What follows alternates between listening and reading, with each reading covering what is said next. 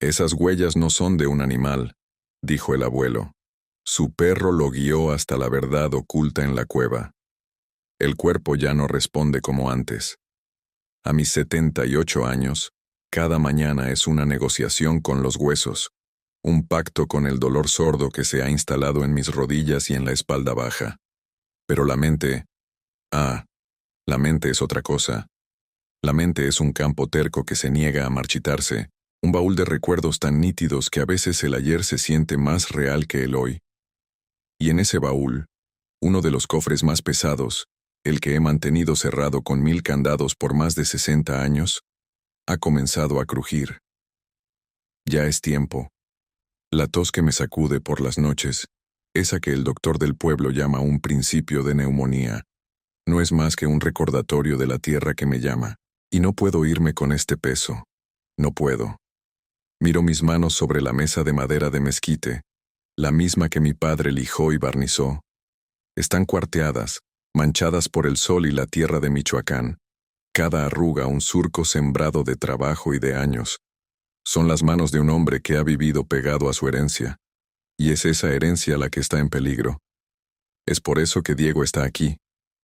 Mi nieto, el hijo de mi hijo, un muchacho de 28 años con la mirada brillante de la ciudad y el corazón, espero, todavía anclado en esta tierra aunque él no lo sepa.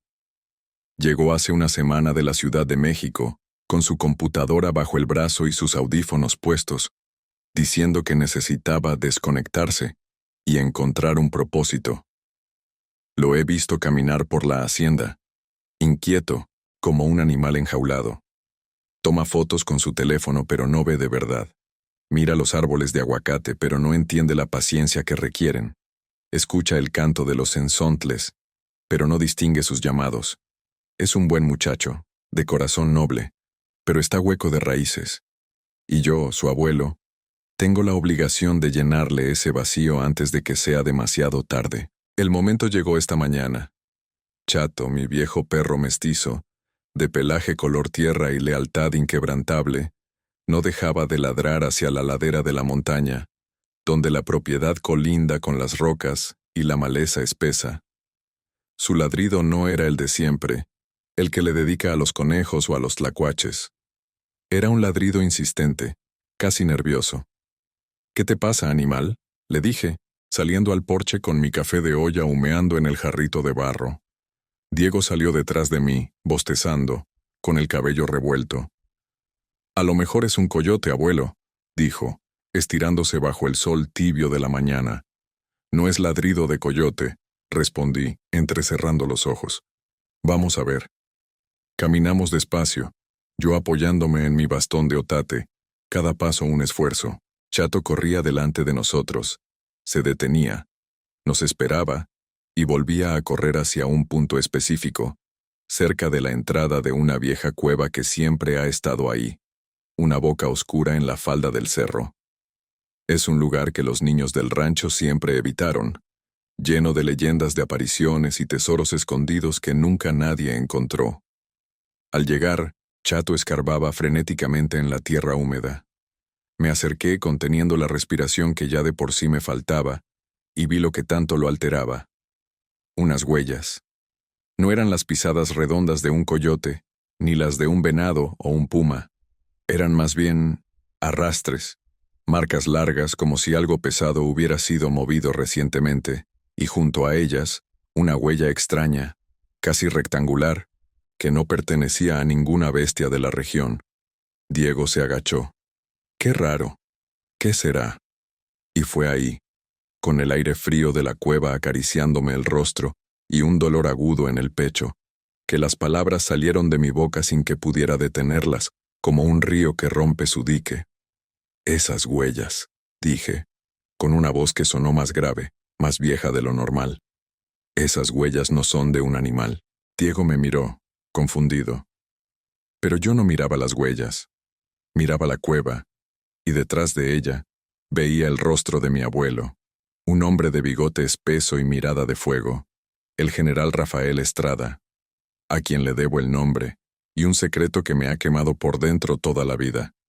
Sentí el frío recorrer mi espina dorsal, Un frío que no era de la mañana. Era el frío del tiempo, del miedo y de la urgencia. Me apoyé en mi bastón. Sentí que las fuerzas me flaqueaban y supe, con la certeza con la que un campesino sabe cuándo va a llover, que ya no había más mañanas para esperar. «Ven, mijo», le dije a Diego, dándole la espalda a la cueva. «Siéntate conmigo en el porche. Hay algo que debo contarte antes de que sea demasiado tarde.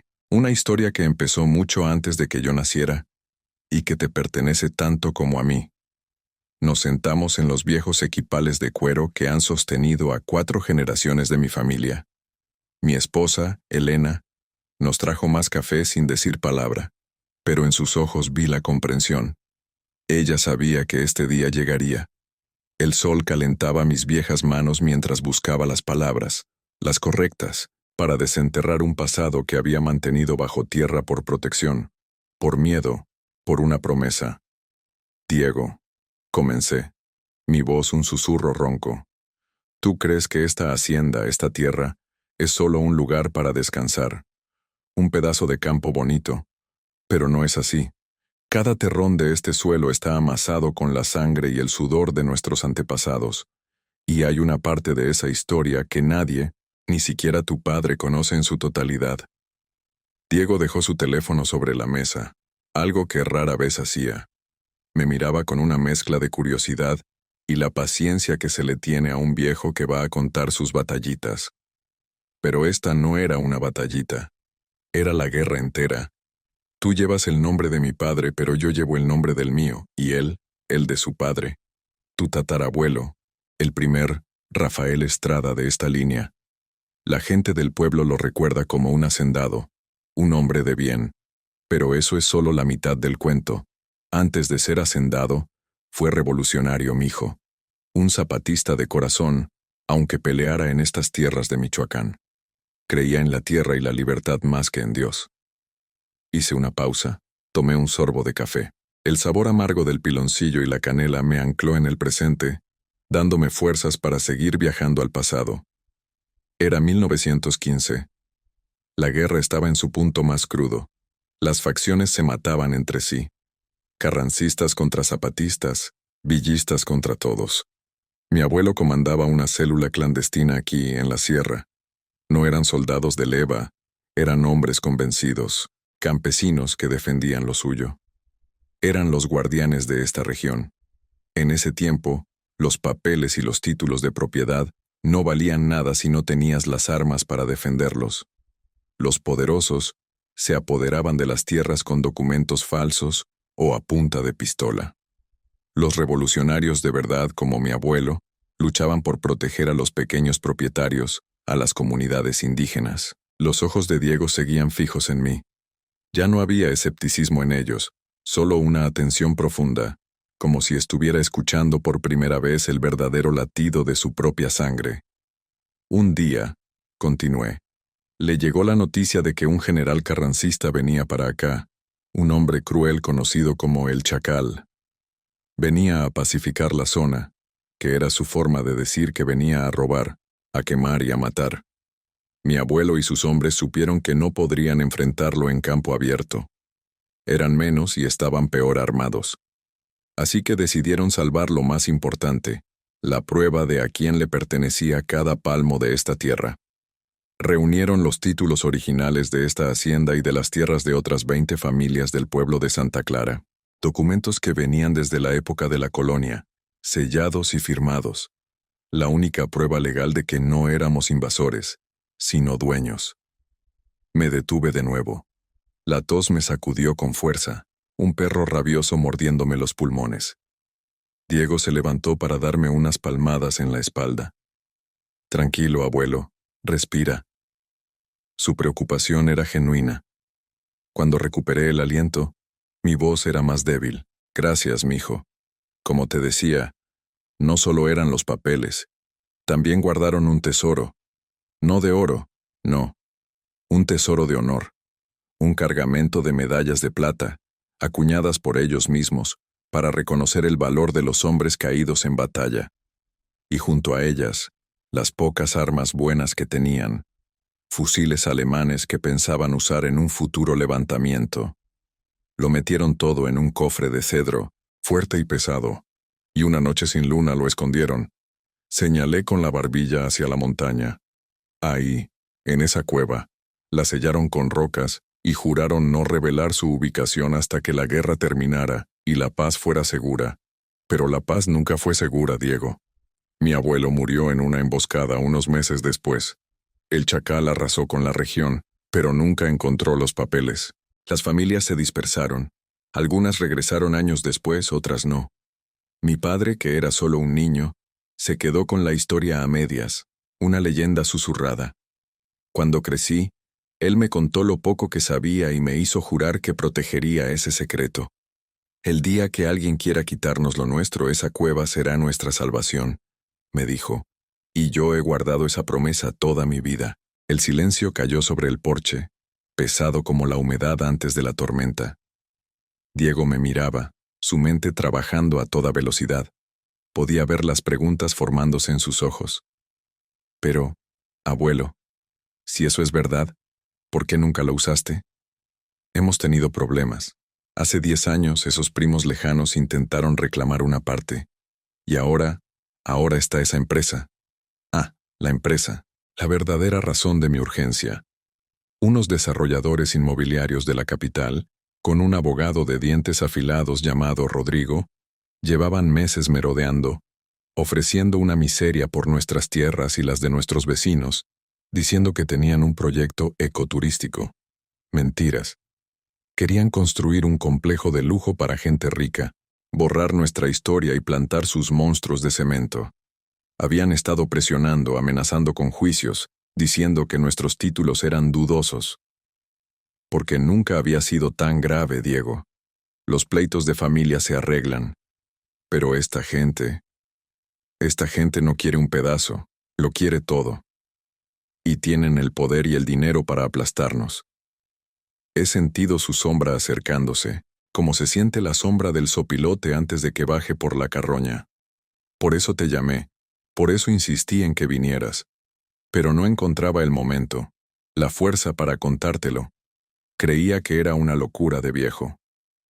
¿Y qué cambió? Preguntó en voz baja. Esas huellas, respondí, mi voz firme de nuevo. Alguien ha estado merodeando la cueva. Alguien sabe o sospecha algo. ¿Y esta enfermedad? Este cuerpo ya no me da para mucho. El secreto no puede morir conmigo. Esa cueva no solo guarda unos papeles viejos, mijo. Guarda nuestro derecho a existir. Guarda el honor de un hombre que murió por esta tierra para que tú y yo pudiéramos estar sentados aquí. Y ahora, nos toca a nosotros pelear por él.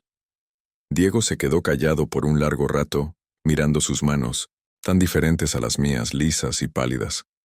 Luego levantó la vista y vi algo en él que no había visto antes. Una chispa. La misma que debió tener mi abuelo antes de irse a la sierra. ¿Qué tenemos que hacer, abuelo?, preguntó. Y en esa simple pregunta, supe que no todo estaba perdido. Supe que la raíz, aunque enterrada, seguía viva. La primera tarea fue buscar en el único archivo que teníamos, la memoria de la casa. Lo llevé a la pequeña habitación que usábamos como bodega, un cuarto que olía a polvo, a madera vieja y a tiempo detenido. En un rincón, cubierto por una lona, estaba el baúl de mi madre, un arca de madera oscura con herrajes de hierro forjado. Aquí dentro, le dije mientras él quitaba la lona con cuidado, están las pocas cosas que sobrevivieron. Fotos, cartas, fragmentos. Abrimos el baúl. Un olor a alcanfor y a papel antiguo nos envolvió. Con manos temblorosas, saqué los álbumes de fotos. Eran de pasta dura, con las hojas de cartón negro ya quebradizas. Las fotografías estaban pegadas, amarillentas por el paso de las décadas. Mira, le dije señalando una imagen. En ella se veía un hombre de pie, orgulloso, con un sombrero de ala ancha, carrilleras cruzadas sobre el pecho y un rifle en la mano. Su bigote era espeso, su mirada, fiera y directa. Este es él, tu tatarabuelo, Rafael Estrada. Diego tomó la foto con una delicadeza que me sorprendió. La observó como si intentara descifrar un código. Se parece a ti, abuelo. La misma mirada. Sonreí. Dicen que saqué su carácter. Terco como una mula. Pasamos horas revisando cada foto, cada carta ilegible. Le conté las historias detrás de cada rostro. Esta era tu tatarabuela, Soledad, una mujer de armas tomar. Le escondía las municiones a mi abuelo en las ollas de frijoles. Y este era mi padre de niño. Mira qué asustado se ve. Ya para entonces era huérfano. En el fondo del baúl encontramos un pequeño mapa, dibujado a mano en un pedazo de cuero. Estaba desgastado, casi borrado en algunas partes. Mostraba la hacienda, el cerro, y varios puntos marcados con cruces. Una de ellas señalaba inequívocamente la ubicación de la cueva, pero había más símbolos, dibujos que no entendía. Un sol, una serpiente, una campana. Esto es más de lo que yo recordaba, admití, sintiendo una punzada de emoción. Mi padre me habló del mapa, pero nunca lo había visto. Dijo que su padre lo dibujó con claves que solo sus hombres de confianza entenderían. Tal vez no estamos solos en esto, abuelo, dijo Diego, sus ojos brillando con una energía nueva. Tal vez hay alguien en el pueblo que pueda ayudarnos a descifrarlo. Tenía razón. Había 2 personas en Santa Clara cuya memoria era más antigua y profunda que los archivos del municipio. Doña Carmen, la curandera, una anciana que había heredado el conocimiento de las plantas y de las almas de generaciones de mujeres sabias.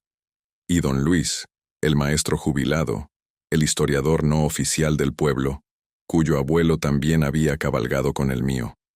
Al día siguiente, a pesar de mi tos y de la insistencia de Elena de que me quedara en cama, subimos a la vieja camioneta de Diego y nos dirigimos al pueblo. El camino que antes era de tierra y baches ahora estaba pavimentado. Donde antes había milpas, ahora veía letreros de «Se vende». El progreso, le llaman. A mí me parecía una plaga. Todo ha cambiado tanto, murmuré, más para mí que para Diego. Algunas cosas no, abuelo, respondió él, y señaló la torre de la iglesia de Santa Clara, que se alzaba sobre los tejados rojos del pueblo, la misma torre que había visto toda mi vida. Nuestra primera parada fue con don Luis. Vivía en una casita cerca de la plaza, rodeado de libros hasta el techo. Era un hombre menudo, de lentes gruesos y una mente prodigiosa. Nos recibió con un abrazo y un café cargado. Le mostré la foto de mi abuelo y el mapa de cuero. Sus ojos se abrieron de par en par detrás de los cristales. «Por todos los santos, Rafael», exclamó. «El mapa del general. Mi abuelo me contó de él. Dijo que era la llave para entender su lucha. Nunca pensé que lo vería».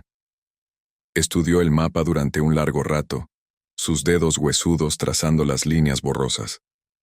La cueva, claro, la conocemos como la cueva del murciélago, pero estos otros símbolos, la campana sin duda es la iglesia. Tu abuelo y los suyos se reunían en la sacristía, con el permiso del padre Anselmo, que era más revolucionario que santo. La serpiente, esa es más difícil. Podría ser el río, que serpentea por la cañada, o podría ser algo más, una señal. ¿Y el sol?, preguntó Diego. Don Luis se ajustó los lentes. El sol, en la simbología de los antiguos purépechas, el sol representa el poder, el origen. Hay un lugar en la ladera del cerro, un conjunto de rocas que los viejos llaman el trono del sol, porque al amanecer en el solsticio de verano, el primer rayo de luz pega justo ahí. Dicen que era un lugar sagrado. Tal vez tu abuelo usó la vieja sabiduría como clave. La visita a don Luis nos había dado un camino, pero también más preguntas. Nos despedimos con la promesa de mantenerlo al tanto. Nuestra siguiente parada era al otro lado del pueblo, en la casa de doña Carmen. Su casa olía a hierbas secas, a copal y a tierra mojada. Era una mujer pequeña, arrugada como una pasa, con unos ojos negros tan profundos que parecía que podían verle a uno hasta el alma. Nos sentamos en su cocina de humo mientras ella preparaba un té de hierbabuena. No le enseñé el mapa. Con ella, los papeles no servían. Le conté la historia, mi urgencia, mi miedo. Ella escuchó en silencio, asintiendo de vez en cuando. Cuando terminé, me miró fijamente. La tierra tiene memoria, don Rafael, dijo con su voz suave y rasposa. Y los ancestros no descansan si su trabajo no está terminado. El espíritu de tu abuelo ha estado inquieto. Siente el peligro, la avaricia que ronda su tierra. Luego se volvió hacia Diego. Tú, muchacho de la ciudad, tienes el corazón bueno, pero la mente llena de ruido. Para encontrar lo que buscas, tienes que aprender a escuchar, no con los oídos, sino con los pies. Camina la tierra de tus abuelos, siente su fuerza. El perro te mostró el principio del camino, pero la montaña solo le hablará a quien la respete. Nos dio un remedio para mi tos, una mezcla de gordolobo y eucalipto, y una advertencia. Hay sombras que no quieren que la luz entre en esa cueva. Anden con cuidado. La codicia es una enfermedad peor que la que tienes en los pulmones. Regresamos a la hacienda con la cabeza llena de ideas y el corazón dividido entre la esperanza y la inquietud. Las palabras de doña Carmen resonaban en mí. Sombras. Al día siguiente, la sombra nos visitó. Una camioneta de lujo, de esas que levantan polvo con arrogancia, se detuvo frente a la tranquera. De ella bajó un hombre de traje impecable y sonrisa falsa. Rodrigo, el abogado. Don Rafael, qué gusto verlo, dijo, extendiendo una mano que no acepté. He venido a traerle nuestra última oferta. Es muy generosa. Piénselo, podría retirarse en paz, dejar de trabajar, asegurar el futuro de su familia. Mi futuro está aquí en esta tierra, respondí, mi voz más firme de lo que me sentía. Y no está en venta. Su sonrisa se desvaneció un poco.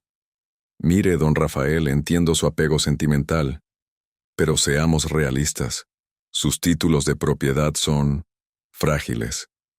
Hay inconsistencias. Un buen litigio podría tardar años y costarle todo lo que tiene. Nosotros ofrecemos una solución limpia, rápida. Diego, que había estado a mi lado en silencio, dio un paso al frente. Mi abuelo ya le dijo que no está en venta.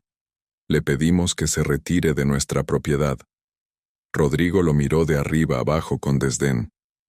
Ah, el nieto de la capital. Vienes a jugar al ranchero por un par de semanas. No te engañes, muchacho. Cuando este lugar se convierta en una carga, serás el primero en querer vender. No se dejen llevar por cuentos de viejos y leyendas de tesoros escondidos. Eso no paga las cuentas. La mención de los tesoros escondidos fue como una bofetada. Sabían algo, o al menos sospechaban. Mi sangre hirvió.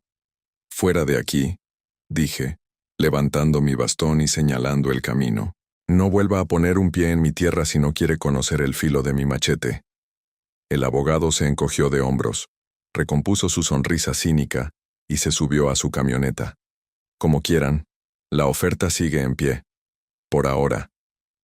Se fue, dejando una nube de polvo y una amenaza flotando en el aire.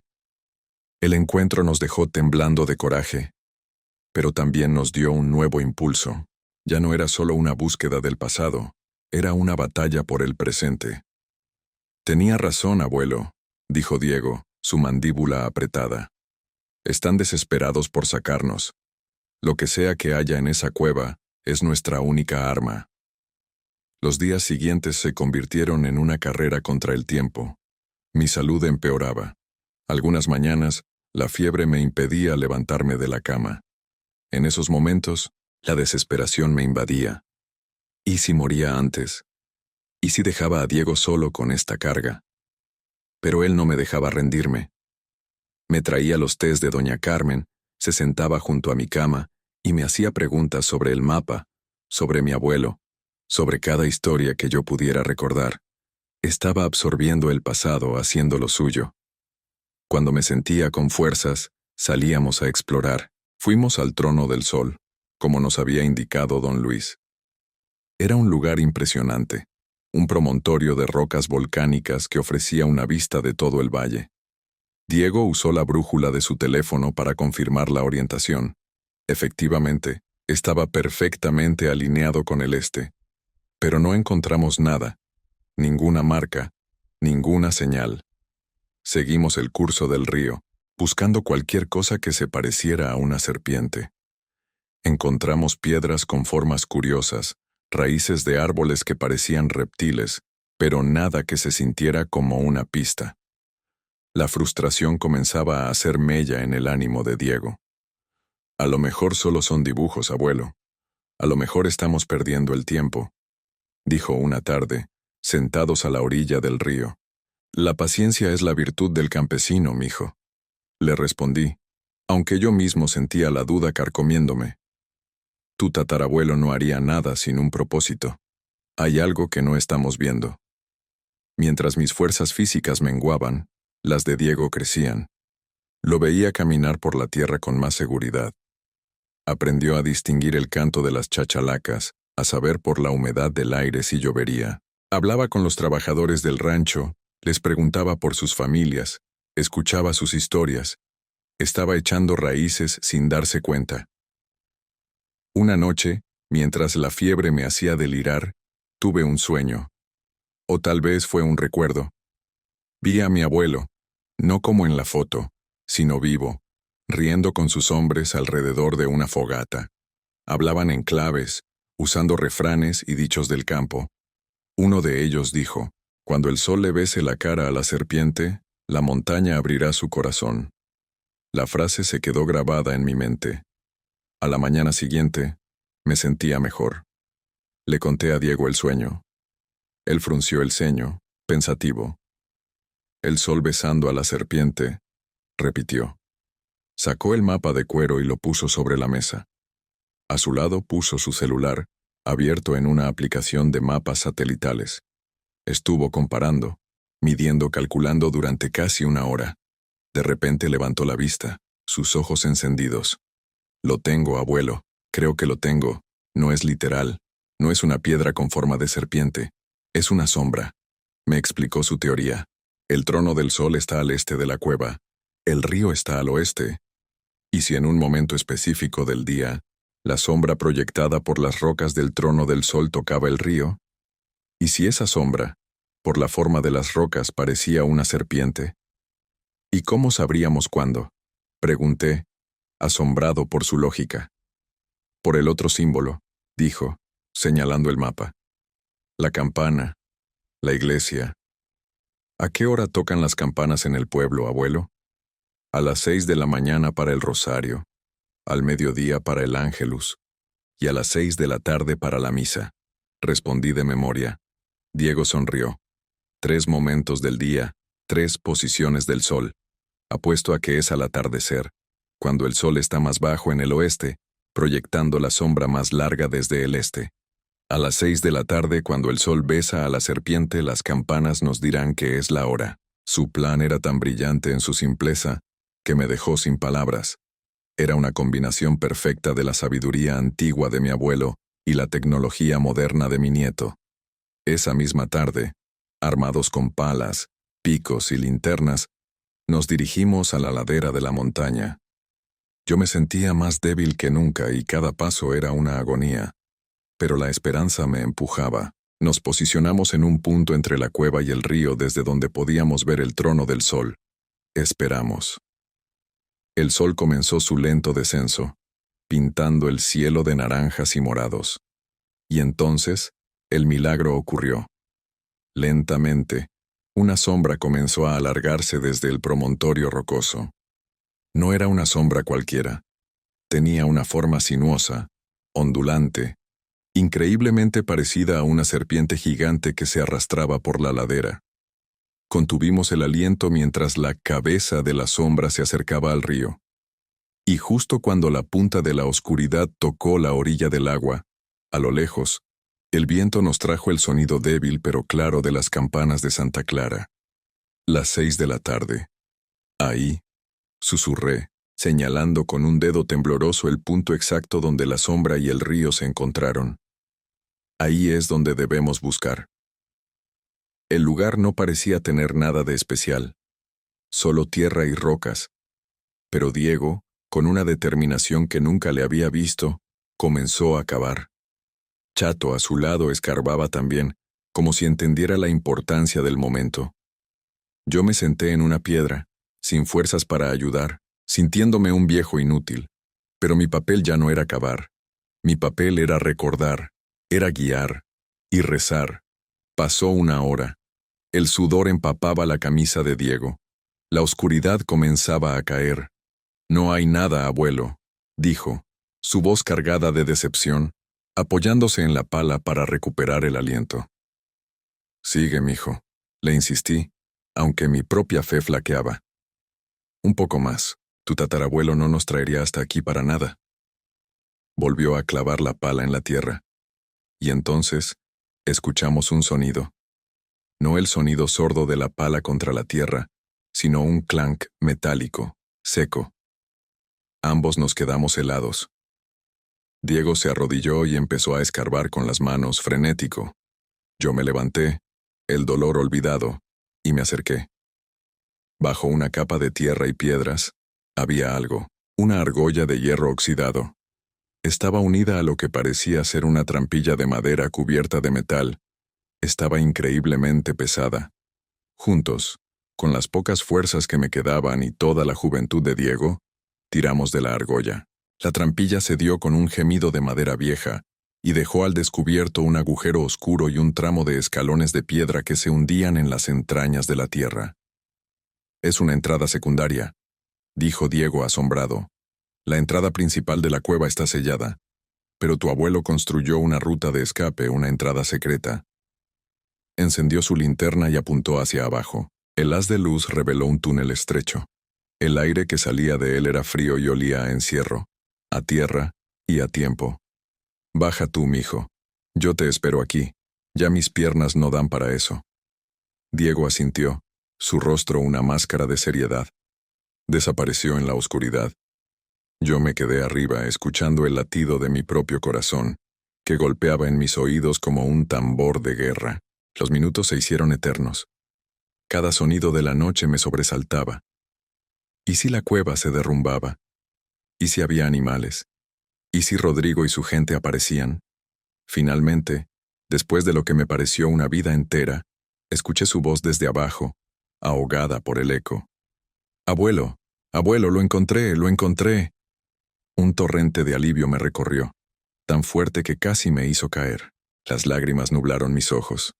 Lloré en silencio, lágrimas de viejo, por mi abuelo, por mi padre, por mi nieto, por el peso que finalmente se levantaba de mis hombros. Poco después, Diego apareció en la boca del túnel, sucio, sudoroso, pero con una sonrisa que iluminaba la noche.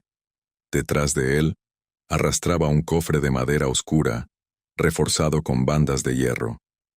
No era muy grande, pero se notaba pesado, denso de historia. Juntos lo subimos a la superficie. La cerradura estaba oxidada y rota. Diego usó la punta del pico para forzar la tapa. Se abrió con un crujido que pareció resonar por toda la sierra. Apuntamos las linternas hacia el interior. El corazón se me detuvo. Allí estaban.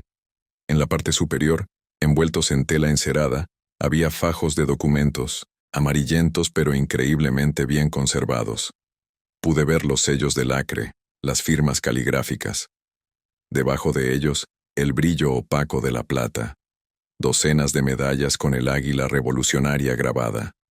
Y en el fondo, envueltos en trapos aceitados, el acero oscuro de 2 fusiles Mauser y varias pistolas. Diego sacó uno de los documentos. Con manos temblorosas, lo desdobló. Era el título original de la Hacienda La Esperanza, otorgado a la familia Estrada en 1789 por la corona española y ratificado por la República en 1857. Era la prueba irrefutable, nuestra raíz. «Lo logramos, abuelo», susurró Diego, su voz quebrada por la emoción. «Lo logramos». Yo no podía hablar. Solo puse una mano sobre su hombro y apreté con fuerza. En ese momento, bajo la luz de la luna y las estrellas, no éramos un viejo y un joven. Éramos el principio y el fin de una misma línea, un círculo que por fin se cerraba. La promesa de mi abuelo estaba cumplida. La noticia del hallazgo corrió por Santa Clara como el agua en tiempo de lluvias. Al día siguiente, don Luis vino a la hacienda, sus ojos brillando de emoción. Autentificó los documentos sin sombra de duda. «Es historia viva, Rafael. Esto debe ir a un museo», exclamaba mientras examinaba cada sello, cada firma. «Primero, tiene que ir con un juez», dije yo, con una nueva fuerza en mi voz. La familia, mis otros hijos y nietos que habían dudado, llegaron con caras de asombro y arrepentimiento. Se disculparon por no haberme creído. No había rencor en mi corazón. El escepticismo es el mal de estos tiempos. Ahora veían, ahora creían. La estocada final fue cuando Rodrigo, el abogado, se presentó de nuevo, esta vez con una orden judicial preliminar para inspeccionar los límites de la propiedad. Salió de su camioneta con la misma arrogancia de siempre, pero su sonrisa se congeló cuando vio a la gente reunida en mi porche. No solo mi familia, sino don Luis, el presidente municipal de Santa Clara, y una docena de vecinos, hombres y mujeres cuyos abuelos también habían sido protegidos por el mío. Diego, de pie a mi lado, fue quien habló. Ya no era el muchacho perdido de la ciudad, era un hombre plantado en su tierra. «Señor abogado», dijo, su voz tranquila pero firme, «creo que esto le interesa», y le entregó una copia notariada del título de propiedad de 1789. Rodrigo lo miró, palideció, balbuceó algo sobre que podía ser falso, que necesitarían peritajes. Fue entonces cuando don Luis intervino. «Yo mismo, como historiador acreditado, he verificado la autenticidad de estos documentos, así como la de otros 20 títulos pertenecientes a las familias fundadoras de este municipio, todos encontrados en un cofre que data de la época revolucionaria. Cualquier intento de despojo será enfrentado no solo por la familia Estrada, sino por todo el pueblo de Santa Clara».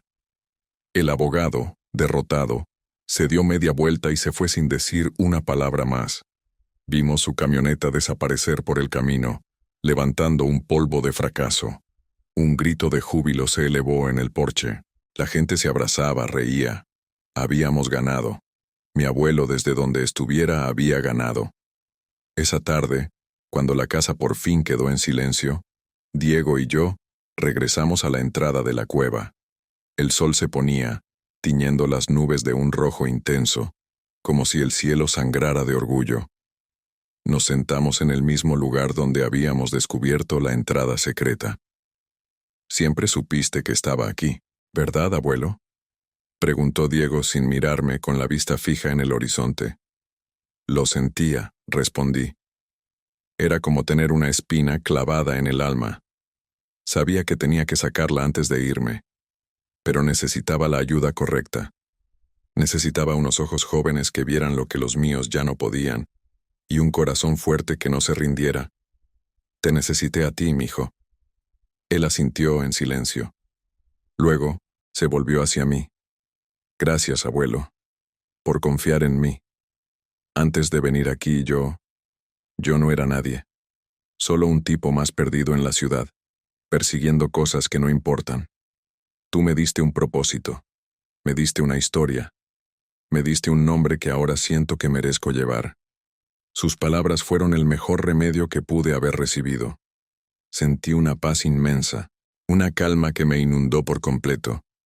El dolor en mis huesos pareció desvanecerse. La tos se aquietó. El peso de 60 años se había ido. «La tierra y la familia nunca olvidan, Diego», le dije, poniendo mi mano arrugada sobre su mano joven y fuerte. «Solo esperan a quien sepa escuchar. Ahora esta historia es tuya. Tú eres el guardián. Cuídala, cuéntala. Asegúrate de que tus hijos y tus nietos sepan de dónde vienen, la sangre que corre por sus venas. Ese es el único tesoro que de verdad importa». Él apretó mi mano. «Lo haré, abuelo, te lo prometo». Nos quedamos ahí sentados, sin hablar más, viendo cómo la última luz del día se rendía ante la noche. El aire olía a pino y a tierra mojada, el olor de mi hogar, de mi vida. Miré a mi nieto, y en el perfil de su rostro joven vi el eco del bigote de mi abuelo, la fortaleza de mi padre, y la esperanza de todas las generaciones que vendrán. Ya puedo descansar. Mi viaje está llegando a su fin, pero sé, con una certeza absoluta, que las raíces que he cuidado con tanto esmero seguirán firmes, profundas, alimentando el árbol de nuestra familia por muchos, muchos años más. Mi trabajo aquí está terminado.